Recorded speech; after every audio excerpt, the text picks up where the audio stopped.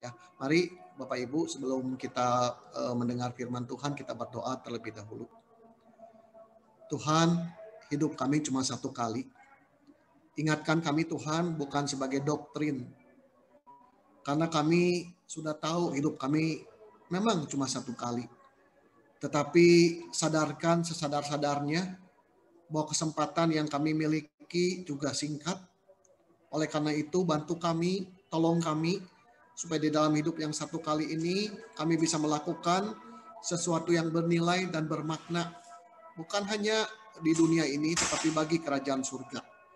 Tuhan, kalau sebentar kami akan mendengarkan firman-Mu, kiranya Engkau berbicara dan pakailah hamba-Mu yang lemah menjadi alat di tangan-Mu.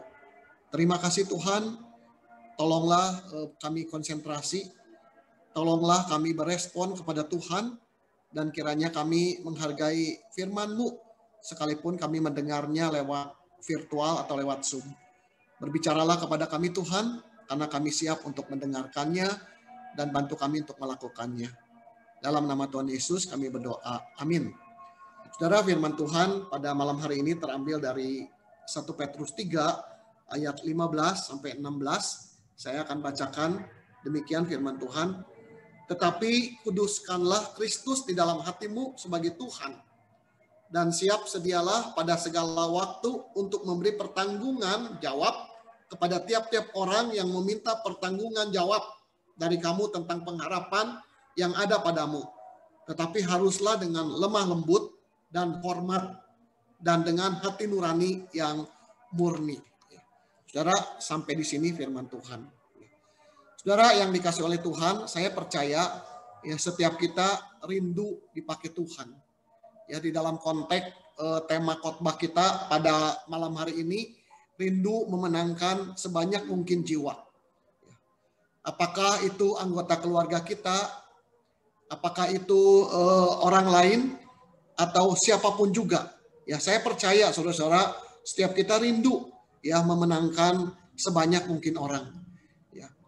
Tak terbayang betapa malunya kita ya apabila ketemu Tuhan, kita sudah diberi anugerah yang sangat besar, kita sudah diberi kesempatan yang luar biasa, tapi kita pulang dengan tangan kosong, ya tidak membawa satu jiwa pun. Ya betapa malunya kita, karena semuanya sudah Tuhan berikan kepada kita, Tuhan sudah lengkapi kita, tetapi kita sia-siakan itu semua. Ya. Oleh karena itu, saudara-saudara yang dikasih oleh Tuhan, selama kita masih sehat, ya selama kita masih hidup, ya pakailah kesempatan sebaik-baiknya untuk memenangkan sebanyak mungkin jiwa. Ya ada waktunya ketika kita sudah di peti mati, kita tidak bisa lagi melakukan apa-apa.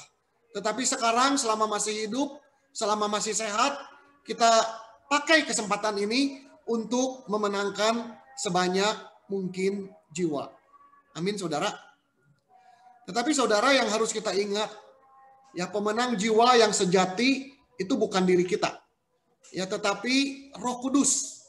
Ya pemenang jiwa yang sesungguhnya adalah Tuhan itu sendiri.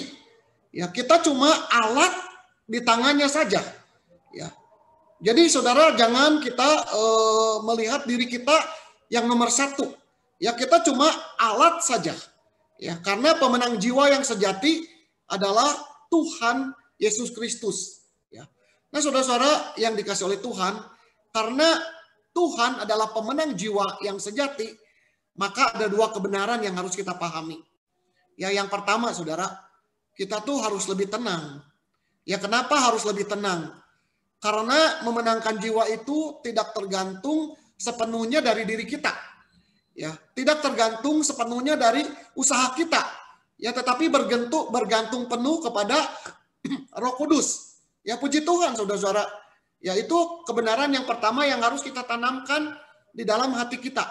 Ya kita harus lebih tenang. Karena semuanya itu tidak tergantung kepada diri kita.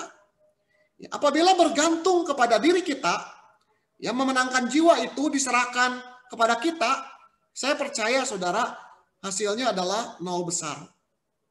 Ya, kita akan mengalami kegagalan total. Ya, namun puji Tuhan tidak seperti itu.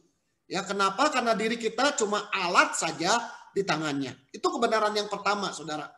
Ya, kebenaran yang kedua, ya sekalipun pemenang jiwa yang sejati adalah Roh Kudus, tapi puji Tuhan dia mau melibatkan diri kita. Ya, dia mau memakai diri kita. Ya, itu saudara kebenaran yang kedua. Ya, dia bisa bekerja sendiri. Ya, jauh lebih mudah bagi dia untuk bekerja sendiri. Tetapi dia tidak bekerja sendiri.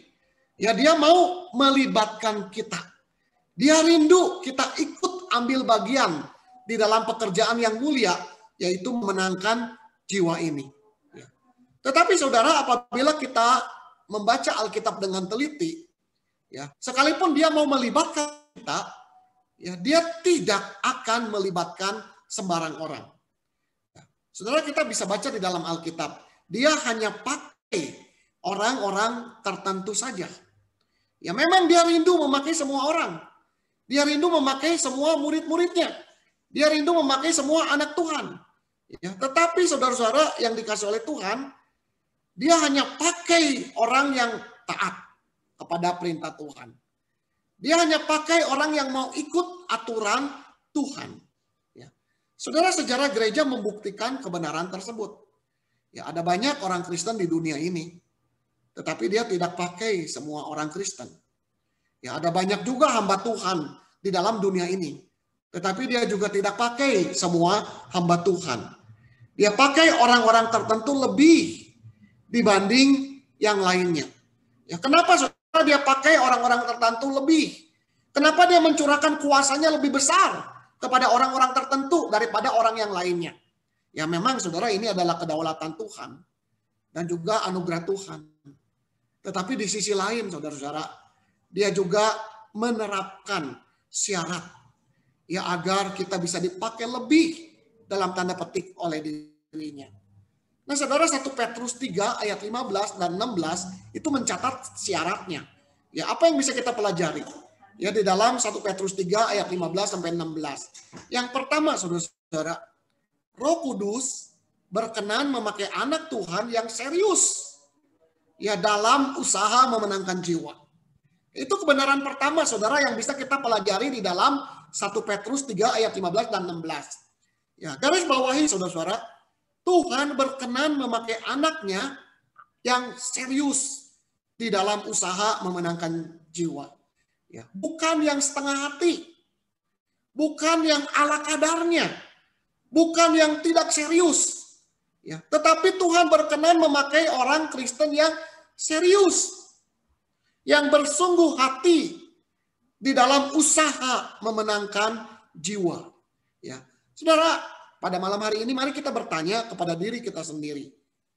Apakah kita serius memikirkan, mengharapkan keselamatan jiwa orang yang belum percaya? Ya, atau kita hanya sekedar lewat saja. Kalau ingat ya kita pikirkan.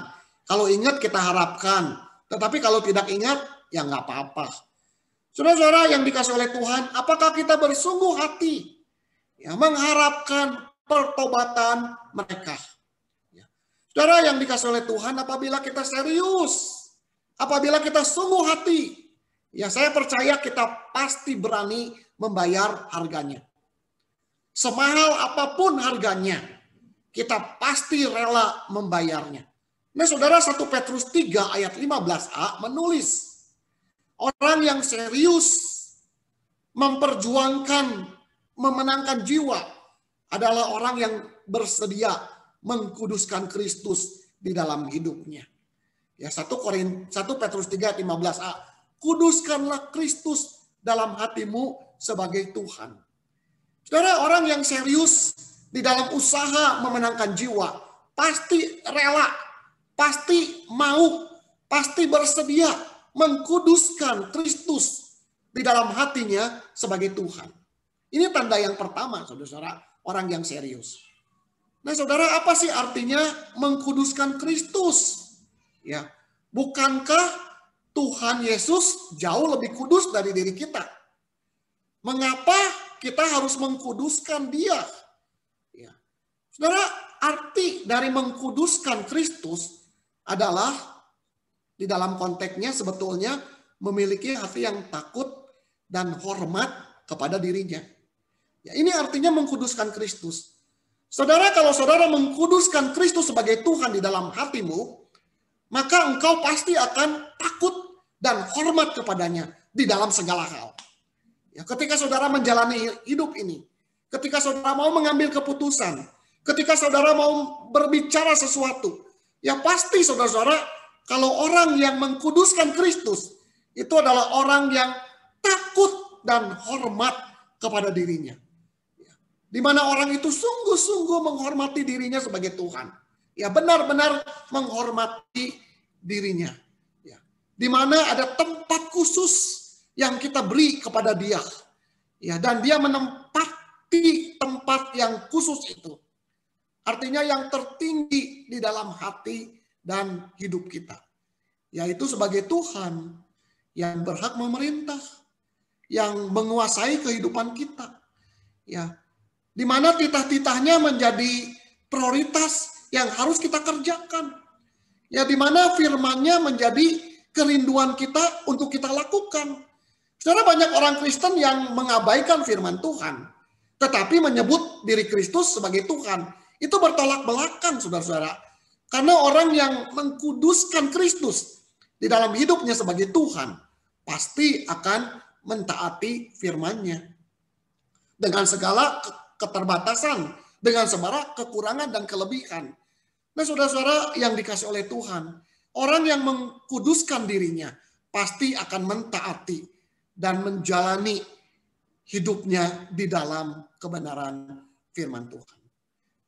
Saudara, orang yang serius memperjuangkan, memenangkan jiwa, pasti saudara-saudara bersedia mentuhankan Kristus di dalam hidupnya. Pasti bersedia menaklukkan dirinya di bawah kontrol dan kendali Tuhan di dalam segala aspek hidupnya. Nah, saudara, pertanyaannya, bagaimana sikap kita terhadap Tuhan Yesus? Ya, bukan di gereja, tetapi di dalam keseharian hidup kita. Ya, dia senang, saudara, memakai anak Tuhan yang menghormati dirinya. Dia senang, saudara, memakai anak Tuhan. Sekalipun banyak kekurangan, tetapi yang mau taat dan mau mentuhankan dia di dalam keseharian hidupnya. Dia senang, saudara-saudara. Saudara, kalau kita perhatikan pemain biola terkenal, ada beberapa pemain yang tidak bisa bermain apabila tidak memakai biola favorit mereka. Ada, saudara. Ya, demikian juga pelukis terkenal. Ada beberapa pelukis terkenal yang tidak bisa melukis sebaik ketika mereka memakai kuas favorit mereka. Ya. Saudara berpikir tentang Allah seperti apa? Ya, kalau pemain musik saja ada alat musik favoritnya. Kalau pelukis saja ada alat lukis favoritnya. Saudara, demikian juga Allah. Dia adalah Allah yang kudus. Dia tidak akan memakai alat yang kotor dan najis, yang hidupnya bergelimangan dengan dosa.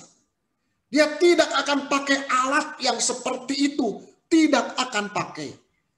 Saudara, orang yang bijaksana tidak akan menuangkan anggur yang mahal, yang enak, yang sudah lama usianya ke dalam sebuah gelas yang kotor, bukan?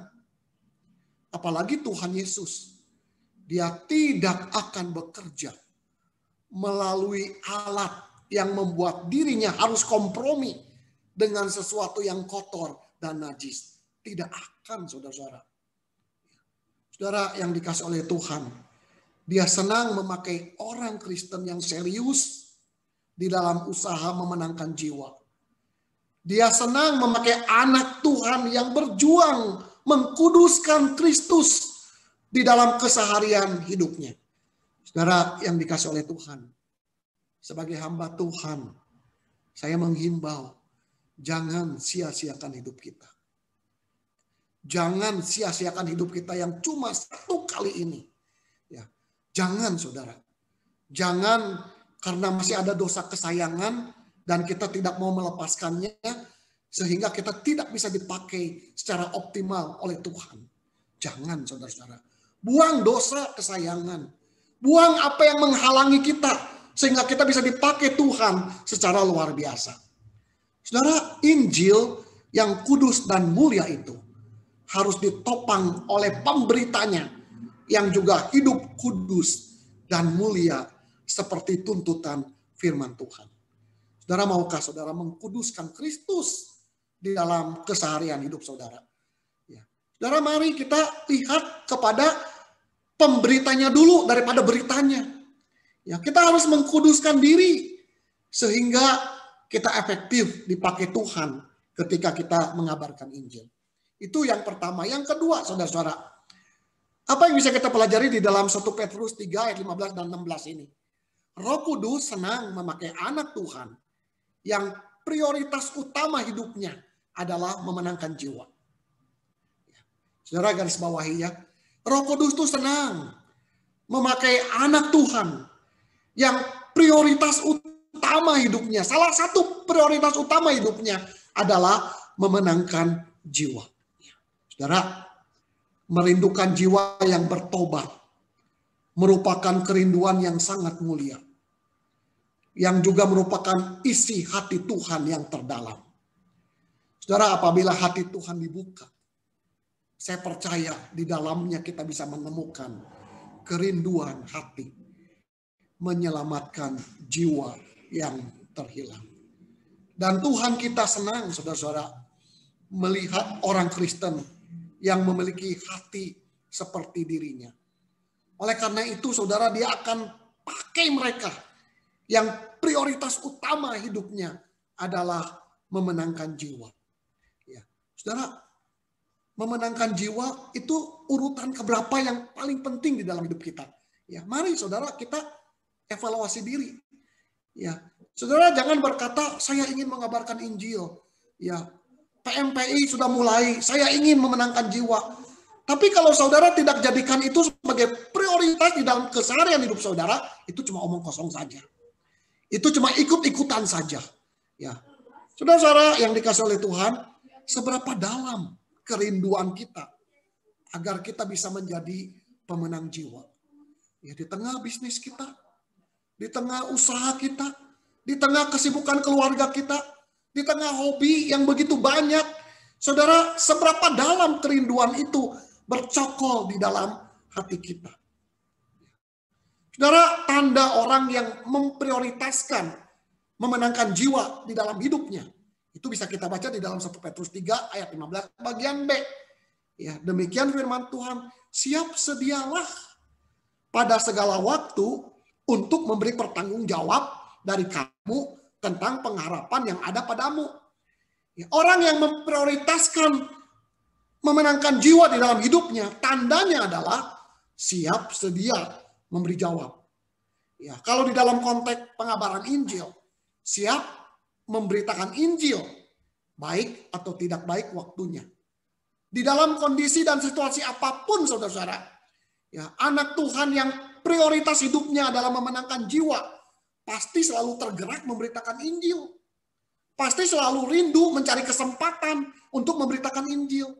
Saudara, memberitakan Injil itu selalu tertutup kesempatan. Tetapi orang yang memprioritaskan itu di dalam hidupnya, maka orang itu pasti selalu mencari kesempatan untuk memberitakan Injil. Saudara, saya itu bukan hamba Tuhan yang sempurna, ya jelas ya. Saya memiliki banyak kekurangan, di samping juga kelebihan yang Tuhan anugerahkan kepada diri saya. Selain itu, saudara, ya saya juga pernah pelayanan di Holis. Ya jemaat juga tahu karunia rohani saya juga tidak banyak, ya yang Tuhan anugerahkan kepada saya. Ya gelar teologia saya juga tidak tinggi. Ya namun saudara tidak bermaksud menyombongkan diri. Ya saya dipakai Tuhan memenangkan hampir semua keluarga besar saya. Ya terpujilah nama Tuhan. Ya, saudara, hampir semua keluarga besar, ya Tuhan izinkan dimenangkan lewat saya. Ya, saudara, sejak kecil saya tinggal bersama dengan kakek dan nenek saya. Ya, nenek saya lah yang pertama mengajak saya ke gereja. Ya, setelah saya percaya Tuhan, satu persatu anggota keluarga besar, keluarga saya satu persatu, saudara, mulai dari tante-tante saya, paman-paman saya, kakek saya, termasuk juga sepupu saya yang rajin, yang sering datang ke rumah, mereka semua sudah percaya Tuhan. Ya, percaya kepada Tuhan Yesus. Ya. Saudara, saya menginjili mereka. Ya, namun saudara, ya, untuk menginjili mereka tidak mudah. Ya, mereka itu tidak punya agama. Mereka itu tidak peduli kepada hal-hal rohani. Ya, itulah latar belakang keluarga saya. Ya, tidak mudah saudara menginjili mereka. Saya ingat saudara, setiap hari saya berdoa untuk mereka di hadapan Tuhan. Kadang dengan linangan air mata. Ya, kadang dengan sedih sekali, menangis di hadapan Tuhan. Saya berdoa satu demi satu bagi mereka. Saya mohon dengan sepenuh hati agar mereka bisa diselamatkan. Ya, saya tidak rela apabila ada satu orang saja yang masuk neraka. Selama 4 tahun, saudara, setiap hari saya berdoa untuk mereka. Kenapa saya berdoa? Karena saya tahu soal memenangkan jiwa bukan urusan saya, bukan masalah saya. Karena pemenang jiwa yang sejati adalah Roh Kudus. Saya berdoa memohon supaya Tuhan memakai saya. Dan setiap kali ada kesempatan, saya selalu saudara mengabarkan Injil kepada mereka. Yang namanya ditolak, ya, dileleweh, ya, bahasa Sundanya itu ditertawakan, dihina, ya, dianggap so suci, sudah menjadi bagian makanan rutin saya. Tapi puji Tuhan saudara, akhirnya mereka semua diselamatkan.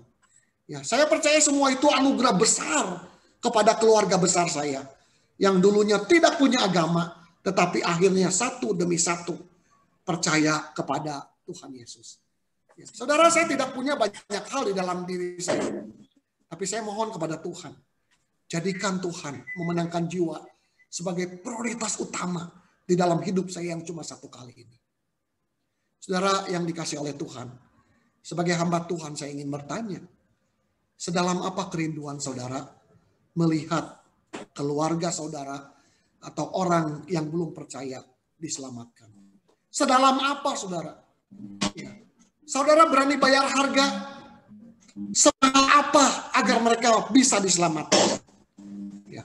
Saudara-saudara yang dikasih oleh Tuhan, Tuhan senang memakai anak Tuhan yang prioritas utama hidupnya adalah memenangkan jiwa. Ya. Saudara, jangan sia-siakan hidup kita. Ya, berdoalah, mohonlah kepada Tuhan agar kita bisa melihat mereka yang belum percaya bisa bertobat dan diselamatkan. Agar anggota keluarga yang kita cintai dan mencintai kita bertobat. Sebanyak mungkin orang bisa bertobat lewat diri kita. Saudara, berdoalah. Jadikanlah itu sebagai prioritas di dalam kehidupan kita. Saudara, dunia ini sementara. Semuanya fana. Nanti pada saatnya kita harus tinggalkan. Tetapi saya percaya, saudara, kerinduan memenangkan jiwa itu nilainya kekal.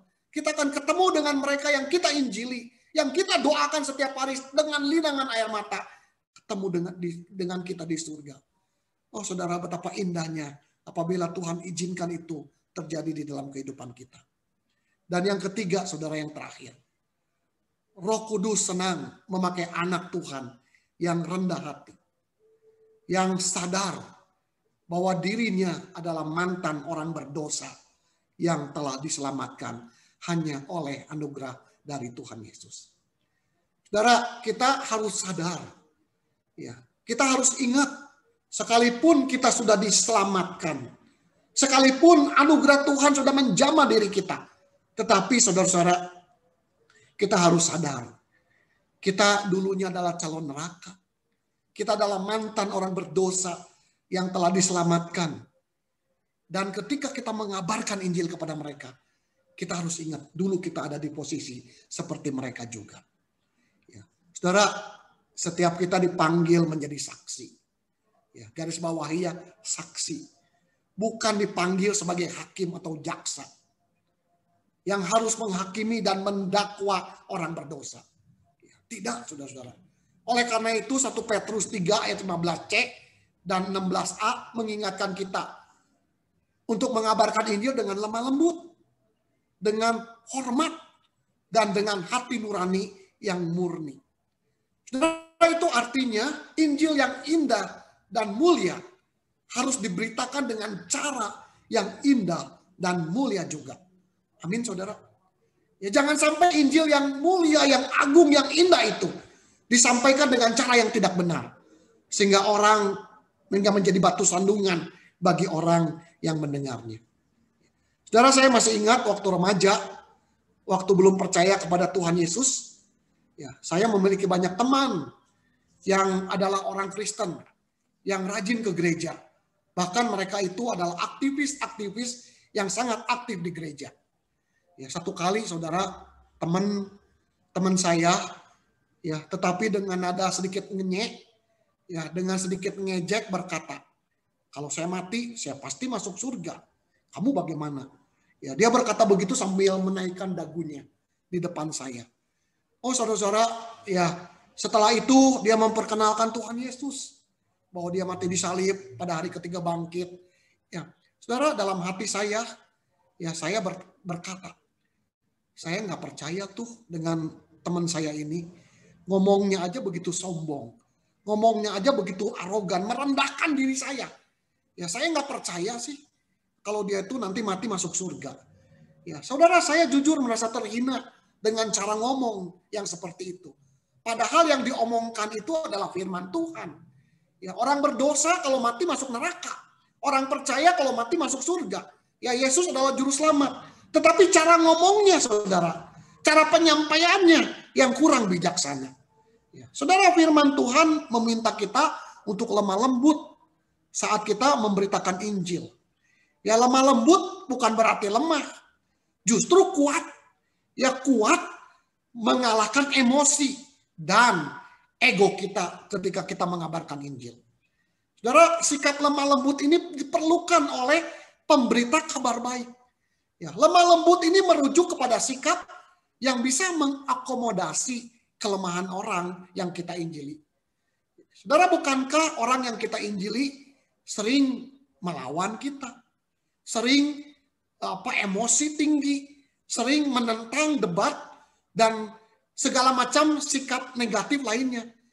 Ya, lemah lembut, kita diminta untuk lemah lembut, menundukkan kecenderungan kita untuk sombong, untuk debat kusir, untuk merasa terhina dan kita meninggikan diri kita. Nah, saudara, kita diminta untuk lemah lembut, menundukkan ego kita, menundukkan emosi kita yang tidak bisa terkontrol. Ya, di mana kita bisa menundukkannya hingga kita tidak terpancing. Nah, saudara yang dikasih oleh Tuhan, kita diminta lemah lembut. Ya, ketika kita memberitakan Injil.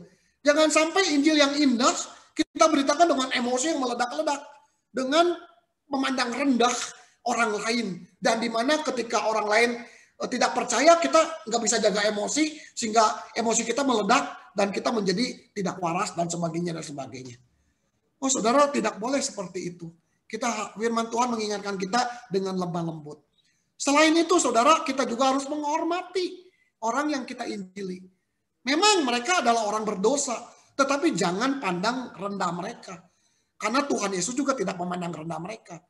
Tuhan Yesus justru tinggalkan surga, menjadi sama dengan mereka, datang ke dalam dunia, mati di atas kayu salib. Untuk mereka yang sudah berdosa. Ya, jangan saudara mentang-mentang berdosa, ya kita rendahkan mereka dengan kata-kata kita. Ya, apalagi orang yang kita injili usianya lebih tinggi dari kita. Atau jabatannya lebih tinggi daripada kita. Oh, saudara, orang yang kita injili juga manusia. Kita juga manusia, saudara. Firman Tuhan mengingatkan kita, hormati mereka. Sopan kepada mereka. Ya. Yang ketiga, yang terakhir, saudara, supaya tidak terlalu panjang. Ya, Tuhan juga mengingatkan kita agar kita mengabarkan Injil dengan hati nurani yang murni. Ya, sederhananya, jangan munafik. Ya, kita harus mengabarkan Injil karena kita mengasihi mereka. Ya, bukan terdorong ingin menunjukkan rohani kita yang hebat, menunjukkan pengetahuan kita yang banyak, cerita tentang Tuhan Yesus kepada mereka supaya mereka kagum, Tidak, saudara-saudara. Kita harus mengabarkan Injil dengan nurani yang murni. Digerakkan oleh kasih Tuhan. Oleh kasih dari Kalvari. Ya, bukan ingin nunjukin nih saya hebat. Nih saya punya sesuatu yang lebih dari dirimu. Bukan, saudara-saudara. Tetapi dengan kasih dari Kalvari. Saudara-saudara yang dikasih oleh Tuhan. Hidup kita cuma satu kali. Jangan sia-siakan hidup kita. Kalau kita sia-siakan, kita pasti akan menyesal.